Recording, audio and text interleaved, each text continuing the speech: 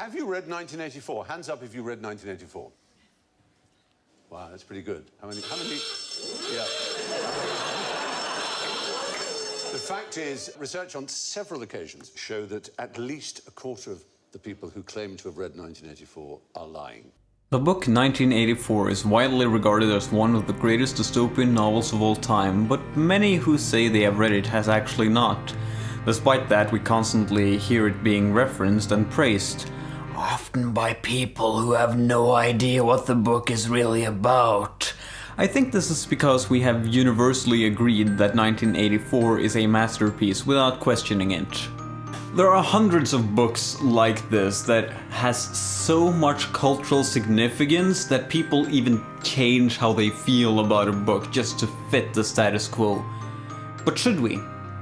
Are these books truly beyond our experiences and cannot be criticized whatsoever? Or is it value in looking at these books and see how well they have aged? And to answer this question, I'm going to look at The Lord of the Rings. Yes, this is a fancy edition. I have a weakness for fancy edition. But the reason I want to do it with The Lord of the Rings is because it hasn't aged particularly well. I'm gonna get crucified, aren't I?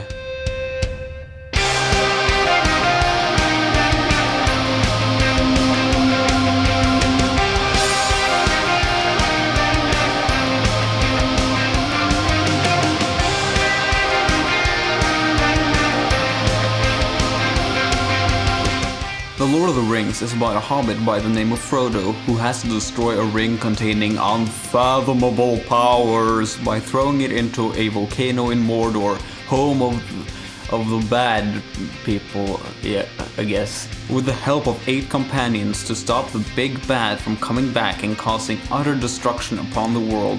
At the same time, one of his companions named Aragorn must choose between his quest to help Frodo and his destiny of becoming king of the good people, I guess. Listen, you know what the story is about. Most of you have already watched the Peter Jackson movie, so you don't need a 9-hour recap on the various ins and outs of the story, though they're different. I'll get to that. The point I want to make is that this is a very basic setup for a story. Now, you might say that it's okay because Tolkien was the first one to do that. He wasn't! Or that it's okay because he was the first one to write in a fantastical setting and therefore it was very unexplored ground. He wasn't! Or you could say that it doesn't matter that the story is very basic as long as the characters and plots are interesting, to which I will agree. The most important part of any story isn't just that the story is good, it's how you tell it and what pieces you use to tell it with. So, The Lord of the Rings has the potential to become an incredibly competent tale. Frodo's story is a traditional myth that faces an interesting loving deconstruction of tropes. Frodo leaves Aragorn, who would have been the hero in any other myth. A single mistake will end his quest and he makes shaky alliances with the creature Gollum, who he has no choice but to trust in a hostile environment. Meanwhile, Aragorn has to deal with deconstruction from the beginning, wondering if he should help Frodo on his quest to fight evil, or reclaim the throne of Gondor. Oh yeah, this review contains spoilers, by the way. Choosing between going on a quest to stop evil or reclaiming your throne leads to a lot of great psychological drama that makes the reader question how much every hero must have given up in every myth and legend. It's not until the choice is made for him by Frodo that he shows confidence in his actions. And then he becomes incredibly uninteresting. It's a shame, really. You have all these great places for the thematic development to go, then you squander it. Aragorn hinges so much on the uncertainty of his quest that when you take it away, he just becomes the generic hero of myth and legend he was a parody of. Whereas Frodo is meant to be this gritty deconstruction of heroic myths where the little guy can make it, despite the world being a terrifying place that is nothing like a storybook. It's just a shame that the world is full of conveniences ready to save him from facing the terrifying realities that should play a major part in his story, but never does. Frodo never faces what feels like any real danger. Sure, he feels bad sometimes, but mostly something comes along and helps him out of those situations, mostly in the form of getting free access to food and drink. Even in Mordor. I mean, sure, it isn't good, but starvation and thirst are far more dramatic than "ew, this doesn't taste nice." Which is his reaction to the food in Mordor, by the way, you know, the land where everything is terrible. I've been more worried about hotel room pillows not being comfortable enough for me than I've been for Frodo. The problem with Lord of the Rings is more than just the main characters, though. The Fellowship of the Ring is far more interested in exploring the world rather than characters and story, and I think I get why. From what I've heard, Tolkien wanted to publish the Silmarillion, but the publishers told him that they wanted another story like The Hobbit, so he wrote The Lord of the Rings and probably crammed as much of the Silmarillion in the first book as possible to make sure there were at least traces of it if it were never to be published. Lucky for him, and unfortunate for those of us who tried to read it, it got published. Isn't it funny how they decided to not publish it until after Tolkien's death? Almost like they just wanted to keep the rights to the Lord of the Rings mythos and keep making money of it even after Tolkien died. That would be silly, though. What I feel like I'm failing to communicate here is that Tolkien's world building is annoying in his story. Now, some of you Tolkien fans may be outraged when I say that there's too much world building, as from what I've seen that keep on popping up when I see someone talk about the Lord of the Rings is about how great his world building is. And don't get me wrong, I think Tolkien's world is amazingly well made. The problem is that I don't care what is happening to it and who it will affect. When half the book feels like song and lore and the other part has a story that moves at the pace of a dead snail, it's hard to get engaged in the text. Where there's a wit, there's a way. Oh yeah, also this is a musical, who knew, right? Also, it's much easier and more fun to read a brick being hurled towards you than reading the Silmarillion. I've heard the audiobook version is good though, so you know, as long as you don't read it yourself, it's good. That's certainly something you can say. I don't know if it's a good argument or not. I lean towards not, but you do you. I should also mention that the Fellowship of the Ring becomes better, and when I say better, I mean that you're reminded of a better book when you've read The Hobbit, as there are some neat Easter eggs to be found in it. However, having knowledge about The Hobbit brings forth a problem that would have just been confusing and not frustrating without it. In The Hobbit, it's mentioned after the Battle of the Five Armies that almost all the goblins were hunted down and were close to exterminated. But in The Lord of the Rings, it says the orcs were hunted down at the end of the Battle of Five Armies and almost exterminated. More on race-based genocide later, though. The cultural understanding of the differences between an orc and a goblin is quite big, but I'll try to explain the differences. An orc is usually a massive, unintelligent, barbaric humanoid creature who feasts upon the flesh of anything they can kill, even each other. A goblin, on the other hand, is a small, frail humanoid being that, while not intelligent, shows more ingenuity than orcs, and are thought of as utilizing stealth far more to get a drop on enemies. So, you know, maybe there's a bit of a generational gap of monster names and descriptions here. I mean, in Bullfinch's mythology, it's described in the Charlemagne legend. This is the first depiction I've ever seen of an orc, and it is a water-based creature that eats like a virgin who, I'm gonna censor her, but you know, that thing right there is apparently an orc. And that's the earliest depiction I've seen of it, so who knows, could be anything. So I went online and began searching up, and apparently they're the same race. Even Peter Jackson thought they were different races. In the book that explains who Durin was, and the dwarvish myth of how they will reclaim their glory, or the word they sang when they thought Gandalf had died were meticulously written down, where they were told every detail about the tombs of the wraiths. There were never a single paragraph to give an answer to why people were referring to orcs when they were clearly called goblins in the previous book. Here's a hot tip for any fantasy novelists out there. If you have to look up online why something is different from one book to another, then the fault lies with the author and not the audience. Just keep that in mind. This problem primarily annoys me in The Fellowship of the Ring, but also affects my enjoyment in the rest of the books, most often when Pippin and Merry are kidnapped in the Two Towers and refer to some of their captors as orcs and some as goblins, interchangeably. It's such a shame, really, because Tolkien has these glimmers of brilliance in his story, like when he sets up where they're going to go, for instance, that can be incredibly engaging. And then he usually overplays it, like, what about Durin's Hall or the Mines of Moria as they've become? Like, it begins by him setting up so many questions, like, is Gimli's father alive? What happened in the mine? And then Gimli goes on and on and on about the Mines of Moria to the point that it would have been a plot twist if they actually ended up not going there. I want to be invested, and I want to see what everyone else sees in these books. And to be fair, these problems pop up less in the other two books. They're still prevalent, but it doesn't stop every half page to tell you about what happened for 5 pages and all the lore that is connected to it. So, it gets better in this department. However, the fall of these faults revealed new ones that were there since the beginning.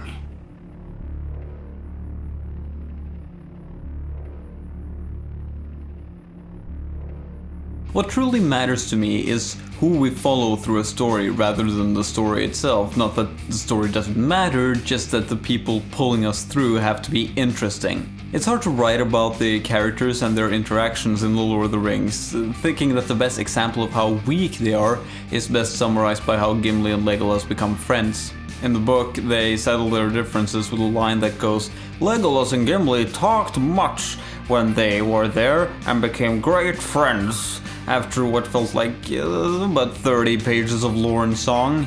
These characters are so connected to their story that if we put them in another setting, there might be 7 characters who could act in that situation independently. And keep in mind, I'm not just talking about the Fellowship. I'm talking about the book in general. To see characters in our protagonists, I had to note the smallest of differences in how they acted and how they developed, which, they usually didn't. So few tangible things you could actually grab and see, like, oh, this character acts different than this character, and it's mostly just flat out ignored by Tolkien, all this character thing, which, yeah, it's based on mythology, which isn't the best at character, but at the same time, it doesn't make the story more engaging. It's mostly just blank slates doing stuff because Tolkien tells them to do it. And I think I know why he did it. Tolkien was a veteran of World War I, meaning that he was probably taught that he had to know who was on his side and who was on the other side. Being personally attached to someone who may die the next day would only cause more soldiers to mentally break down. He probably wrote this with that thought in the back of his mind. And I'm not saying that's definitely what happened, I just think it's probable. However, just because I understand why he chose to do something doesn't mean it's beyond critique, especially when most of his characters were bad simply because they weren't fleshed out. Some of them are good though. The Hobbits are probably some of the most obvious ones, like when you found out that all of them knew Frodo had the One Ring long before he told them, and they decided to keep it secret from everyone else in the Shire because he never told them about it and clearly wanted to keep it secret. Their friendship is incredibly clear, and maybe one of my favorite parts of the books is when they are just talking about nothing together.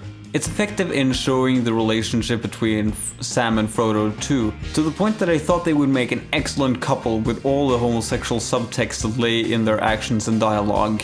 And this is not me saying that Tolkien wanted his characters to be seen this way. He was a hardcore Catholic way back before homosexuality was acceptable. So to my good friend who said that if Tolkien was alive today he'd support gay rights and make Sam and Frodo into a couple, I want you to be right. And think very highly of many of your opinions, but from what I've seen of the themes in this book, he probably would be a hyper-conservative who views LGBT plus rights as toxic for society.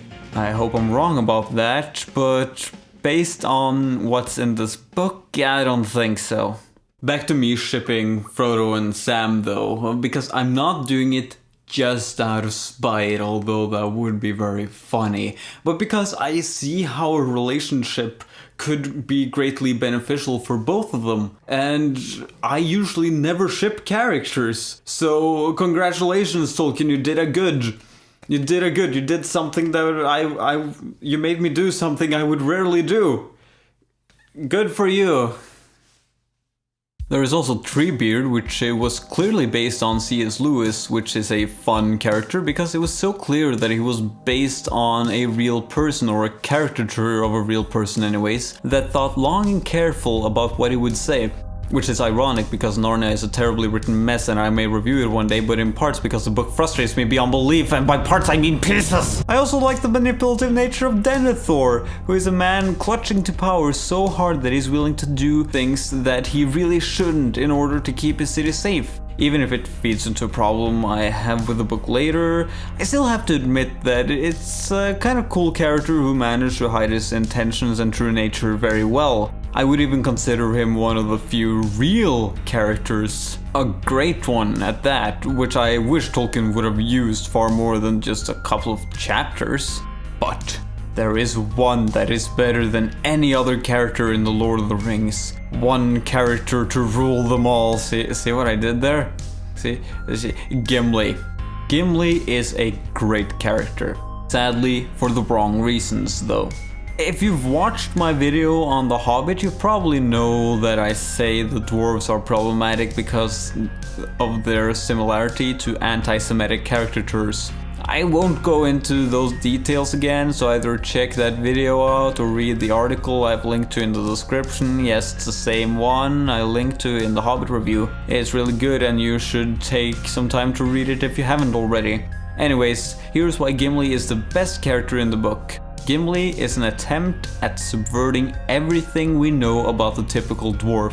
Gimli is giving, brave, and never shows aggression unless provoked by a fight against the forces who try to stop them on their quest, or racism directed towards him, usually from an elf. This, everyone, is one of many reasons to hate elves.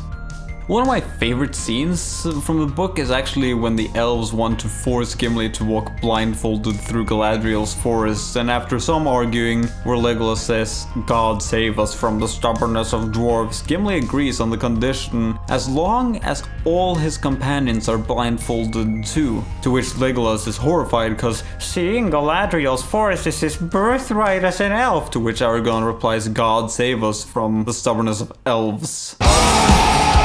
Nevertheless, it's sad to see that the only great character who gets the spotlight is Tolkien desperately trying to distance himself from the anti-Semitic text of The Hobbit while keeping his other work unchanged by creating the illusion of diversity with one character. To be fair, most of the Western world was rather anti-Semitic before the atrocities of World War II were uncovered, as I've already stated in my Hobbit review. It's just a shame that it feels like Gimli was made into a character just to make all of Tolkien's less considerate works more palatable by then modern tastes. It's hard to say exactly what my thoughts are around this, as Gimli is mostly just a way to not take responsibility for what you made, but at the same time, he's the most fun character to follow in the book. I suppose you have to make up your own mind about it, but nevertheless, the greatest character in the book, bar none. Enough of me quarreling with myself over an actually really interesting question though. What is this, a good channel? No, let's just make fun of the other characters because they're bad! Yay! Sauron is the big bad, acting more like a force than a character, though I like that Tolkien accidentally made him a responsible pet owner by feeding Shelob with orcs when no one had passed through her lair in a while. Hashtag Sauron the responsible pet owner! Make that a thing, please. Gandalf is still a Deus Ex Machina, and all complaints I have about him in the Hobbit review are still valid. Just like you're valid! Saruman was kind of fascinating, as he wanted the ring for himself and was a representation of how terrifying Gandalf would have been if he was evil, but he got shoved off so far off to the side that it was more like an antagonistic force rather than a character, like a tornado or an earthquake, if both of those shot out evil minions. Like Sharknado, a far more enjoyable experience than reading The Lord of the Rings. Don't hate me, it was a joke. Gollum is made into an obvious villain from the get-go, who Sam and Frodo know will betray them in the end. The only interesting thing about him is that he is what can happen to Frodo if he should fail in just one of many ways. The Nazguls were just evil kings, like most royalty, without the slightest amount of character, again, like most royalty. I will admit that I laughed really loudly when I read that one of them knocked aggressively at a door in Bree and said, "Open up in the name of Mordor!" It's like an out-of-touch cop who thinks stop in the name of the law sounds cool. That's the only reason I want to mention them, by the way. They don't have character.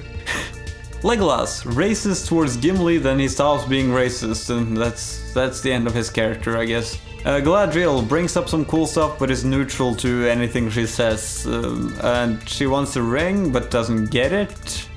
Boromir betrays the party without the slightest hint from his actions saying that the ring was controlling him. But the Lady Galadriel said he would betray them. But it was never hinted at by showing how he acted. It still felt like it came out of nowhere, even when Lady Galadriel told us he was possessed by the power of the ring. Subtlety is all well and good, but his betrayal has to actually be detectable for it to be satisfying to find out why someone is acting a bit off. Again, Tolkien isn't good at this whole character thing.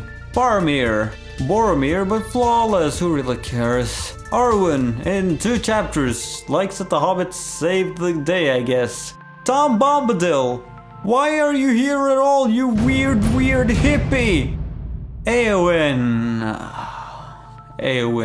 is the most disappointing character in The Lord of the Rings.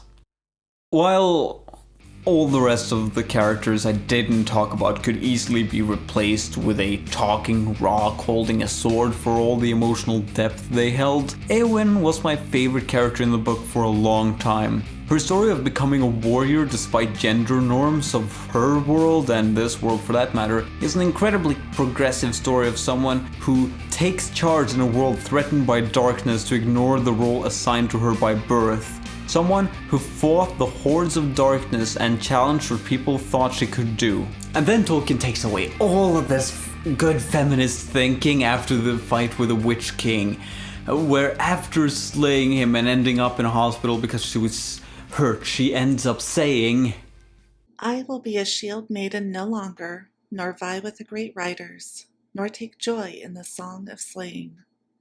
I will be a healer, and love all things that grow and are not barren." More on this later, though.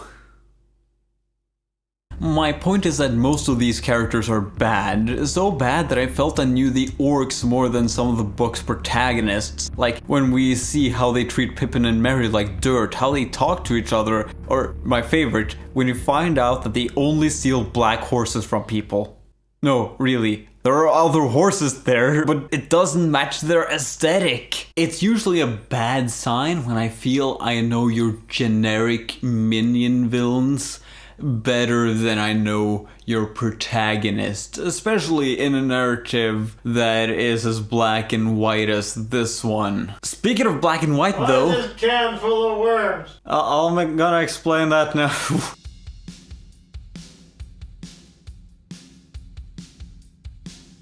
Meta-narrative is more than just a word used by nerds like me to seem smart, although, you know, it is that too. But it basically means what the story broadly means, the unifying theme, if you will. The meta-narrative in The Lord of the Rings is usually stated as, there is good and evil and a struggle between them. This is wrong. The meta-narrative in The Lord of the Rings is, the forces of good and evil are very much real. Tolkien seems to have a very childish black-white mentality that often comes through in the story. The biggest problem he thematically puts out is that he states there is a clear definition between right and wrong, which create a huge disconnection between the characters he wrote and the audience, as the actions protagonists make are never supposed to be questioned as negative, just as correct. Anytime they have said something and isn't punished for it, that is, seemingly according to Tolkien, the correct thing to believe, do and or say. This is where all the problematic aspect of The Lord of the Rings really shines. You could say that Tolkien said he didn't mean for his work to be considered allegorical, but that's just a way of discrediting someone's reading, and something that sounds more like Tolkien trying to make people look uncritically at his work to make sure he could retroactively change the text if there was something unfortunate in it. And a smart cookie like you will connect this to what he basically did with Gimli. And, you know, that whole shebang right there. And besides, Tolkien's dead. Take that, old man!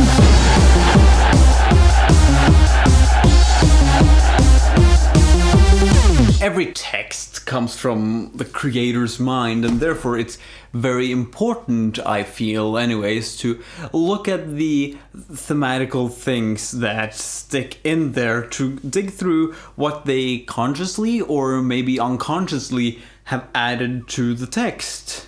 Like, oh, I know, race-based genocide. Yeah, we're getting to the interesting part.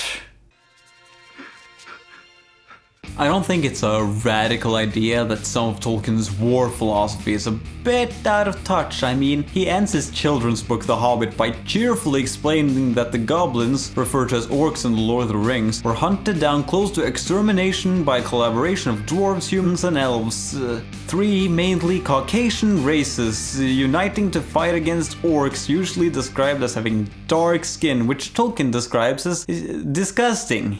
Now, this is not to say that the orcs are a racial representation of anything whatsoever. It's just that, you know, they kind of are described as having dark skin and being complete savages and being, you know, barbaric cannibals. Basically, just like the racist depictions Europeans used to justify their conquests of African tribes, you know, one of many weak reasons why, but, you know, there's probably nothing to that. I'm just pointing out that, you know, share a lot of similarities. Just like I'm gonna point out that all the humans and their depictions are definitely racist. Now, let's see here. Yes, first one. The Western humans are meant to rule. This is what we in the not being terrible people business call a red flag. Just continue. The northern humans used to be barbarians, but have cast themselves under the western people and become loyal subjects. Isn't it great to hear that, people of Scotland and Northern Ireland? You used to be barbarians, but now, because you serve the British, you're finally good. You're great at being servants. Doesn't that just tickle your funny bone or make you happy? Oh yeah, we're getting to the super problematic bit. Oh man. Eastern humans are all evil and have no humanity whatsoever. These are very brave words about Asia, as The Lord of the Rings was published in 1954. And Gandhi was assassinated in 1948. The man who protested British exploitation of India, which I'm bad at geography, but even I know that's in Asia, in the east. But I'm sure there's no negative repercussions to metaphorically calling the people who protested tyrannical rule humans without humanity. And finally, the southern humans are described as having a great trading relationship with Gondor until the evil of Sauron corrupted them to rebel against them. Now, take into consideration that exploitation of Africa by Europeans have been around ever since Europeans saw Africa and decided, I want a piece of that. And then just think, wait, is Tolkien trying to say that removing yourself from the English crown is something only evil people do, and subjugating yourself makes you a good person? Certainly seems that way. You might be tempted to point out that Faramir once gave humanity to a single person from the east by saying that he probably had a family and just fought for his country, or whatever petty excuse you can think of. That would have been a valid point had it not been for the fact that Tolkien says that one time, and all the other times the races of men are brought up, they are described as I've just exemplified. The races of humans are brought up a lot in this book. I wonder if he puts any specific stocks in this. I mean, maybe. Then the implications get worse as the surviving humans from the Battle of Helm's Deep that was on Saruman's side gets forced into actual slavery to rebuild Helm's Deep on Aragorn's orders. This decision is viewed as so merciful by the people that are now slaves that they immediately become loyal to Aragorn. Now, I trust you're clever enough to understand why people enslaving people from the east and south of the world is problematic, so I don't have to... Oh, wait, it's the internet. Wait, it's the internet. Just search up slavery and then slavery bad. There, that should do the trick. The other thing that clearly comes forth in Tolkien's text is the amount of sexism he displays with Eowyn's sudden anti-feminist theme, where he not only says women shouldn't fight, but in the quote I brought up to show the sudden shift, also makes a subtle comment about women being useless if they are barren, which is basically saying that the only thing a woman should do is make babies, which is an unsettling moral for this story to have. I wouldn't have minded as much hadn't she been the only representation of women in the story, and yes, I know Galadriel and Arwen are named in the story, I guess, but they don't choose to do anything or actually have much action or effect on the plot, so I won't actually consider them being part of the story so much. Now, if you had one other female character that went into battle and did stuff and decided that she would continue fighting because it was her choice to keep combating darkness because that is more important than gender roles, it would have been different. Then Tolkien would have said that women could choose whatever they want, be it fighting, fostering, or something else entirely, which is the non-terrible thing to think, to put it simply. But he ends up just passive-aggressively condemning women for not sticking to their gender role when the apocalypse is happening. Frodo of the Nine Fingers. Throughout The Lord of the Rings, there's a lot of references to destiny, indirect and not. Your purpose isn't cut out in stone, but stray too far away from it, and you are basically doomed to fail and die and be perceived as an evil character, because that's not what you were born to do. The only case I can think of where that doesn't happen is Eowyn, and as we just explored, that isn't the most positive outcome either, because it just forces her back into her gender role. Not a victory, is my point. Denethor and Boromir, for instance, become evil characters because of their ambition to take over Gondor when it has been without a king for hundreds of years, which I think would validate a change in leadership. But because they aren't of Aragorn's pure, special bloodline, I forget what bloodline it was. Anyways, because they aren't Aragorn's spawn, their actions are seen as evil. Now, believing that some people are born specifically equipped to rule and that others trying to get powers are ill-equipped with evil intent is an extreme monarchistic viewpoint only someone as arch-British as Tolkien seems to be could come up with. And he delegitimizes all other forms of government through the fantasy world that we see. You're not supposed to reach above your status or reach under it, and it's an incredibly relevant piece of understanding the horrors of the British class structure, as the working class and the royal family almost never moves away from the class they were born as. The strange thing to me is that such a corrupt system probably shouldn't be celebrated like Tolkien seemingly does, and like everyone in Britain seemingly does. There's a scene where Pippin meets a child in Minas Tirith who have just become old enough to join the army along with some friends.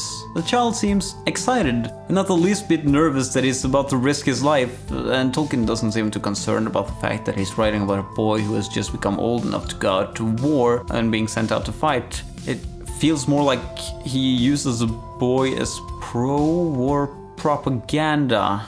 Then we leave this life together. Come, little one.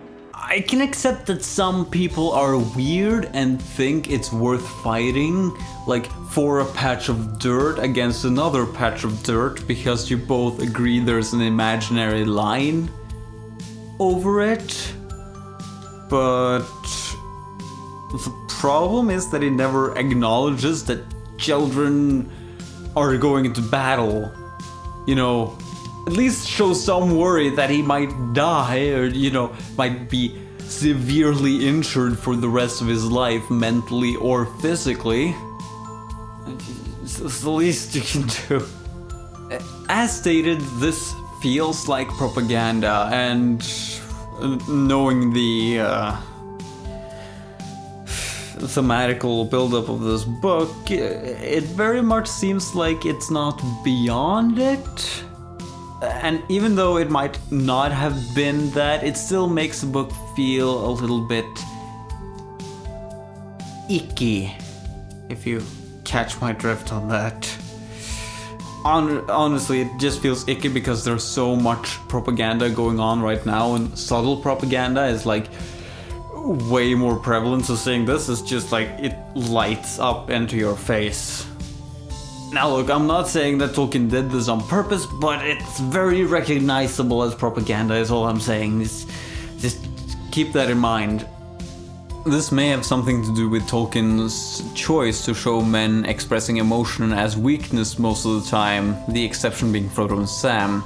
There's a scene where Theoden, the Horse King of Rohan, who is one of those characters who could be replaced with a rock in some lines without too much effect on the story, talking about his dead heir. Now, you'd expect him to express sadness over losing his son, fear of what may become of his bloodline, or, anything. But instead, the scene reads as though he's discussing how back in his day, people didn't die as easily. It's like reading a script to Clint Eastwood film, I swear. The lack of non-aggressive emotion is a small piece of a massive puzzle known as toxic masculinity, and is a genuine problem in how society tells men they are supposed to act. Smarter people than me have made better videos than I ever could on the subject, so I'd recommend checking out some of those videos. Now, Lord of the Rings enforces this toxic masculinity by dismissing any emotion that isn't aggressive, which is something we should really move away from, well, except when it comes to Frodo and Sam, And the female characters because they were women, I guess. You mean that 5 entire characters did not show signs of toxic masculinity? Clearly, this reviewer that I'm watching right here is reaching for baseless conclusions that have nothing to do with what's in the book. I'm so smart. We don't wanna go to war today. Another theme present in The Lord of the Rings is a belief that everything was better before. Humans fight to make the world like it was before, dwarves used to have a great kingdom until they didn't and were divided, and the elves are leaving the world because it's too different from them. And Hobbiton is supposed to represent just how good everything was back in the day, whereas the Kingdom of Mordor is the incarnation of what Tolkien thought of the future. Now, Tolkien's approach to time in general seems to be that everything was better before, and just like everyone who always says that, he's never specific about exactly when everything was better. Now, call me a penicillin-crunching gender communist, seriously do that, it'll be hilarious. But I like medicine that actually helps you rather than make you worse, and that people are comfortable being who they are without persecution. And I've disagreed with Tolkien on a lot of the themes he has brought up, but one thing I can agree with him on is that it's important to take care of the environment. Although he seemingly comes at this subject from a more nationalistic pride standpoint, which makes me think of how much he seems to idealize England and say, if only we could go back to when times were good. Couple this with the extreme, almost textual racism in the book, and you can translate it into things were better before certain people came and decided to defile the land for those that were meant to rule. Do you remember what I said about the meta-narrative being like this cohesive theme that binds all the themes together, and how that's the theme seems to be there is good and there is evil, and how when a protagonist does something, it's good. When an antagonist does it, it's bad. Right? Remember that? Yeah, here comes the real heavy part. Do you remember when Aragorn forced people into slavery? When Eowyn was happily reduced to her ability to reproduce? When Denethor couldn't rule because his blood wasn't pure enough? When the text condemned emotion for almost every male character in the story? When the text said everything was better before certain people came and defiled the land? Those were the ideas and actions that were written down as being good. This text is just easily one of the biggest justifications I've seen for imperialism. You know, as long as it's under England, I suppose.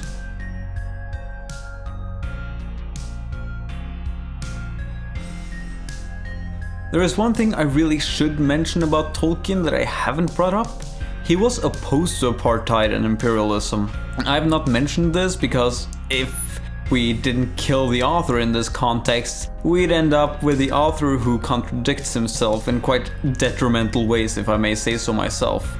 If we just look at the text, which is what I usually do, it definitely shows him praising imperialism. In other words, he either completely failed to convey his message or he praised imperialism, both of which is being bad, but you know, one is worse. But know that also that my final judgment will be on the text alone, not because I don't think there's value in saying that Tolkien was bad at conveying a message to the detriment of his own belief, only because most people will just pick up The Hobbit and The Lord of the Rings without investing themselves in the letters and personal beliefs of Tolkien. And I think it's worthwhile to look at it that way, considering how many are not true-born fans of his that consume everything he releases.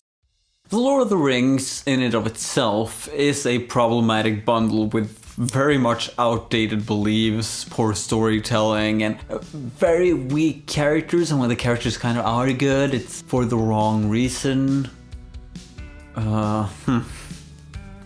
So I guess say that I didn't enjoy it all that much. I imagine that, you know, if you're young and you don't know the historical context, or that you're very nostalgic towards it, which is not a bad thing, just if you're very nostalgic towards it, you might be able to overlook these issues, but if you're not, I don't know if I would pick up this book as such. Although, you know, this book, very nice edition. So this book technically isn't the worst in the world, and I'm saying that purely because it's bad at being manipulative. If it wasn't that, I would say it was terrible. And I think I've made my case for why I don't like it rather well. At least I hope I did. So, should we question the greatness of classics? Absolutely! I mean, I just dug through one of the most popular works of fiction of all time, and I discovered an incredibly racist message that is also sexist and just terrible in its thematic aspects, and almost no one is talking about it. All this praise, and boom, I'm the one who digs up this. Me! I haven't found my glasses all day! Check your face. Gotta be kidding me. That doesn't mean you shouldn't question me though, because literature is like most things. Everyone has like a different tastes on what is good and what is bad based on personal experiences and, you know, personal philosophy and other things. So, you know, I don't want to be a status quo for what you believe. I don't want to be, you know, everyone thinks The Lord of the Rings is bad because this guy said it was bad. No, like, find out for yourself if you like it or not, if you're interested. And if you're not, that's fine too. I don't see any reason why people want to read classics other than seeming smart. I've read a lot of classics, I just realized. We'll cut this part out, right, Andre? My ultimate point is that even though my interpretation of the text is very negative, your reading is valid. Everyone's reading is valid. Unless you're racist.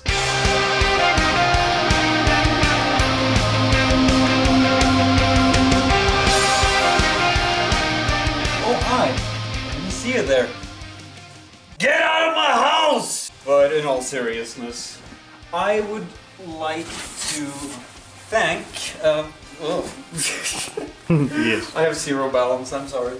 I would like to especially thank Sidhi for editing together most of the footage that was live action. Very nice. And you're really cool, Sidhi. Also, special thanks to the I'm tired, okay? My friends who somehow don't hate me for what I just did, because I have a lot of friends who love Lord of the Rings. And most of all our patrons. I need to hang up this again. Also, of course, you for watching through this incredibly long video that honestly is too long and stuff. Anyways, thank you, goodbye. Get out of my house! Oh wait, it's Andreas' house.